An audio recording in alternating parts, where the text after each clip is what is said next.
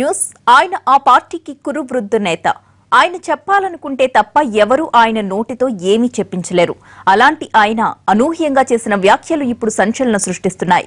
ఆ మాటల వెనుక ఆంతర్యం ఏమిటి అన్నది పక్కన పెడితే ఆయనకు వ్యక్తిగత ఎజెండా ఉంది అనే ప్రచారం పార్టీలో జోరుగా జరుగుతోంది.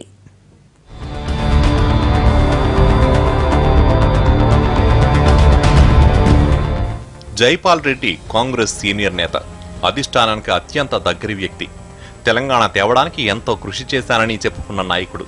అలాంటి నేత టీడీపీతో పొత్తుకు సిద్ధంగా ఉన్నానని ప్రకటించడం సంచలనం సృష్టించింది. ఎప్పుడో జరిగే ఎన్నికలకు అది బద్ద శత్రువైన టీడీపీతో పొత్తు అనేసరికి నాయకులకు మండింది. పొంగులేటి, విహెచ్ లాంటి వాళ్లు బహిరంగంగానే దీన్ని బయటకు వెళ్లగక్కక ఇంకొందరు లోలోపల రగిలిపోతున్నారట. 2 ఏళ్లకు ముందే ఇతర పార్టీలతో పొత్తు పెట్టుకుంటామని చెప్పడం మనం ఎప్పటికీ బలం పుంజుకోలేమనే సంకేతమేనని రుసరుసలాడుతున్నారు నేతలు. జైపాల్ లాంటి సీనియర్ నాయకుడి నోటి వెంట ఇంత తొందరగా పొత్తుల మాట ఎత్తారంటే ఏదో నిగూఢార్థం ఉంటుందనే అనుమానాన్ని వ్యక్తం చేస్తున్నారు. అంతేకాదు, టీడీపీ అంటే ఏమాత్రం పొసగని జైపాల్ ఆ పార్టీతో పొత్తుకు సై అనడం వెనుక ఆయన వ్యక్తిగత ఎజెండా ఉందనే ప్రచారం జరుగుతోంది. రేవంత్ రెడ్డి జైపాల్కి బంధువు. ఇద్దరూ ఉప్పు నిప్పులా ఉంటారు. బంధుత్వం ఉన్నా మాటలు లేవు. కానీ మారిన రాజకీయ పరిస్థితుల్లో వాళ్ల పంతాలు పట్టింపులు కూడా పలచనైపోయాయట. వరుస వలసలతో దిక్కు లేకుండా పోతున్నా టీడీపీకి ఓ చెయ్యి అందించడంతో పాటు ఆ చేత్తోనే కాంగ్రెస్ కు ఓ డోస్ బలం ఇవ్వడానికే జైపాల్ ఇలా మాట్లాడారని అంటున్నారు. టీడీపీ కాంగ్రెస్ కలిస్తే తన గెలుపు ఈజీ అనుకుంటున్నారట జైపాల్. ఎవరెటి పోయినా ఎంపీగా తను గెలవచ్చనే పొత్తుల ప్రస్తావన చేశారంటున్నారు. వయసు పైబడిన జైపాల్ ఎలాగైనా ఈసారి పార్లమెంట్ మెట్లెక్కాలనుకుంటున్నారు. కాంగ్రెస్ పరిస్థితి చూస్తే పుంజుకోవడం లేదు. అటు రేవంత్ కూడా టీడీపీని భుజాన వేసుకుని ఎదురుతున్నాడు. ఉభయతారకంగా ఇద్దరికీ ఉపయోగపడేలా ఉండేందుకే పొత్తు ప్రతిపాదన చేశారట జైపాల్.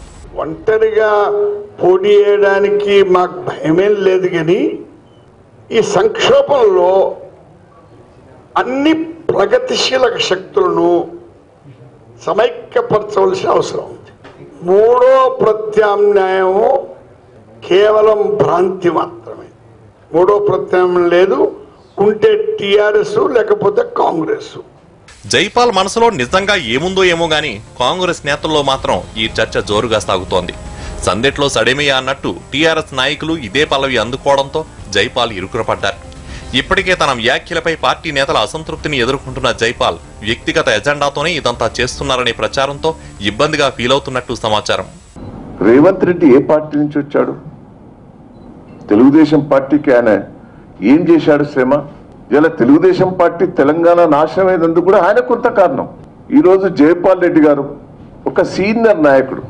నేను ఒకటే అంటున్నా జైపాల్ రెడ్డి గారిని, రేవంత్ రెడ్డి గారు మీకు అల్లుడు కాబట్టా, మేనల్లుడు కాబట్టా నీకు అంతా తెలుసు. ఇద్దరు మామ అల్లుళ్ళు కుమ్ముక్కయ్యి టీఆర్ఎస్ పార్టీ మీద మీరు ఏమైనా చేయదలుచుకున్నారా? జరుగుతున్న డ్యామేజీని గుర్తించిన జైపాల్ తన వ్యాఖ్యలను తీవ్రంగా తప్పుపట్టిన పొంగులేటికి ఫోన్ చేసి తను అలా అనలేదని అరగంట పాటు వివరణ ఇచ్చే ప్రయత్నం చేసినట్టు తెలుస్తోంది. ఒక కార్యకర్తగా నా భావం చెప్పాను. ఒక రకంగా కాంగ్రెస్ పార్టీ ఇవాళ చాలా బ్రహ్మాండంగా పనిచేసుకుంటూ పోతున్నటువంటి టైము. తెలంగాణ ఇచ్చి కూడా ఆ రోజు మాకు ఆశీర్వాదం దొరకలేదు. దాంట్లో కూడా విశ్లేషించుకుంటున్నాం. ఇప్పుడు అందరం కలిసి పనిచేయాలా, పార్టీని గ్రామస్థాయిలో బలోపేతం చేయాలా, ఇంకా విగరస్గా పనిచేయాలా.